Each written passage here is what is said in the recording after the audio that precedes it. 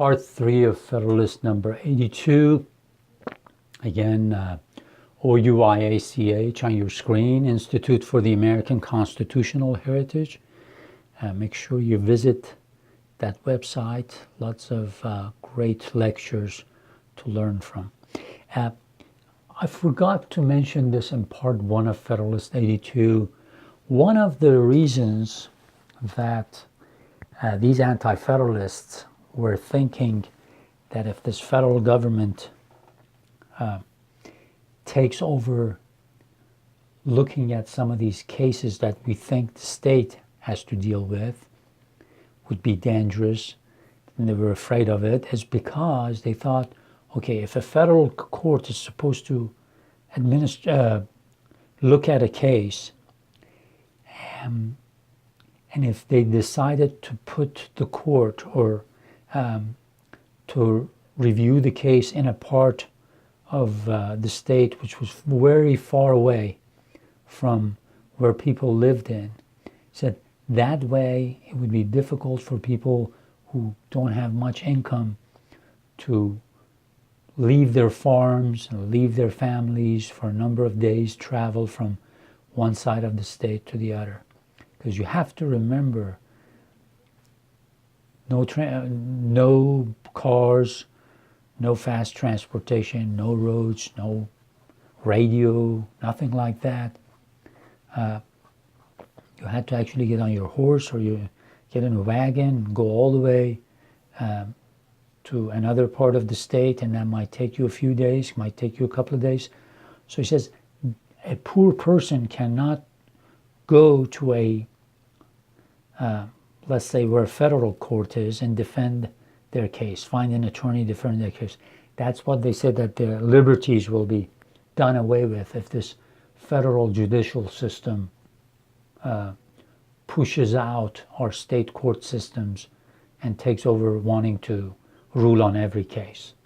Because just remember the distance and how difficult it would be for people to travel 50 or 100 miles and leave their families and farms behind. So that was one of the reasons that they were very afraid of this federal judicial authority and it doing away with the state courts.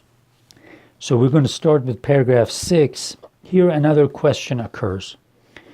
What relation would subsist between the national and state courts in these instances of concurrent jurisdiction? I answer that an appeal would certainly lie from the latter to the Supreme Court of the United States. The Constitution in direct term gives an appellate jurisdiction to the Supreme Court in all enumerated cases of federal cognizance in which it is not to have an original one, without a single expression to confine its operation to the inferior federal courts. So he says the federal court is going to be in your corner. It's going to be good for you. You can appeal your cases all the way to the top if it's a case that can be appealed. Because remember, some cases go directly to the Supreme Court. The object of appeal, not the tribunal from which it is to be made, are alone contemplated. From this circumstance and from the reason of the thing, it ought to be construed to extend to the state tribunals. Either this must be the case, or the local courts must be excluded from a concurrent jurisdiction in matters of national concern. Else the judiciary authority of the Union may be eluded at the pleasure of every plaintiff or prosecutor. Neither of these consequences ought, without evident necessity, to be involved. The latter would be entirely inadmissible, as it would defeat some of the most important and avowed purposes of the proposed government, and would essentially embarrass its measures. Nor do I perceive any foundation for such a supposition. Agreeably to the remark already made, the national and state systems are to be regarded as one whole. It says we're creating a system that, with the exception of a few situations that the cases will go exclusively to the federal court and especially Supreme Court, everything else will work hand in hand. It would be one whole, W-H-O-L-E, written with capital letters. The courts of the latter will, of course, be natural auxiliaries to the execution of the laws of the Union, and an appeal from them will as naturally lie to that tribunal which is destined to unite and assimilate the principles of national justice and the rules of national decisions. He says naturally all these cases, if they need to be appealed, it will work its way up to the Supreme Court, where you have to have a final decision for consistency, for standards and law, so that everybody knows what the standard is, what the courts have decided. So because of that, we actually have to have that final authority to make a ruling that would apply everywhere. The evident aim of the plan of the convention is that all the causes of the original of the specified classes shall, for weighty public reasons, receive their original and final determination in the courts of the Union. To confine, therefore, the general expression giving appellate jurisdiction to the Supreme Court to appeals from the subordinate federal courts instead of allowing their extension to the state courts would be to abridge the latitude of the terms in subversion of the intent contrary contrary to every sound rule of interpretation.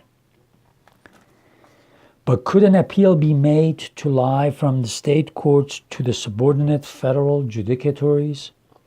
This is another of the questions which have been raised, and of greater difficulty than the former. The following considerations countenance the affirmative. The plan of the convention, in the first place, authorizes the national legislature to constitute tribunals inferior to the Supreme Court. That's in Section 1 of Article 8. It declares in the next place that the judicial power of the United States shall be vested in one Supreme Court and in such inferior courts as Congress shall ordain and establish. And it then proceeds to enumerate the cases to which this judicial power shall extend. It afterwards divides the jurisdiction of the Supreme Court into original and appellate, but gives no definition of that of the subordinate courts. The only outlines described for them are that they shall be inferior to the Supreme Court, and that they shall not exceed the specified limits of the federal judiciary. Whether their authority shall be original or appellate or both is not declared. All this seems to be left to the discretion of the legislature, the Congress that is going to meet in 1789. So he says, we've written the outline, we've said some certain things that have to go to the Supreme Court, but we've given it in the hands of your legislature, the people you're going to elect and send. They're going to decide part of the rules. So he says, look, you guys are in this system. By getting representatives elected and sending them, they can write these new rules that are going to be very important. We haven't written them. All we've done is that we've said is that the legislature do it.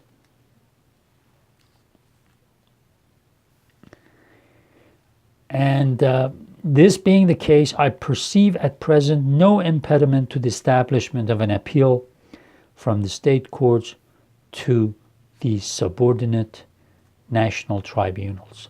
And many advantages attending the power of doing it may be imagined. It would diminish the motives of the multiplication. It would diminish the motives to the multiplication of federal courts and would admit of arrangements calculated to contract the appellate jurisdiction of the Supreme Court. The state tribunals may then be left with a more entire charge of federal causes, and appeals in most cases in which they may be deemed proper, instead of being carried to the Supreme Court, may be made to lie from the state courts to district courts of the Union. So by making these inferior courts inferior federal courts, we don't logjam the Supreme Court with thousands of cases.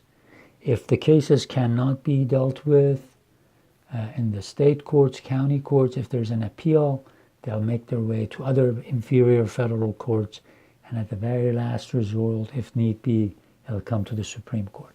So again, he keeps on saying, no, we are not going to take the authority of state judiciary out of their hands in most of the cases. It's only in select cases that the Constitution has exclusively given the Supreme Court and federal judiciary to look into cases that are of utmost importance.